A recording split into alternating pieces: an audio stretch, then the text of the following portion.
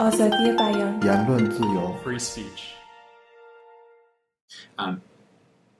To sort of move to a more normative level, what we're dealing with here, as the question suggests, are competing national interests, competing public interests. The public interest in the defense of the country and the safety of the country, and the public interest in self-governance, in having a functioning democracy. And sometimes the conflict between those two is, at its apex in really the hardest cases. You might say that issues of war are the ones where the government is most likely to have the strongest secrecy interests.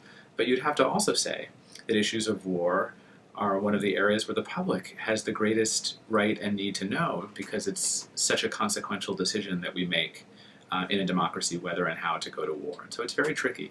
One example that I like to give is the disclosure in the New Yorker magazine and on 60 Minutes 2 of the photos from Abu Ghraib. If you were to try to come up with a set of principles for a news publication about whether to publish sensitive material or not, you might say, if it's going to do harm to security or cause loss of life, you probably shouldn't publish it. If it's going to inform the public about something of vital importance, you probably should publish it. Isn't it clear that the Abu Ghraib photos did both?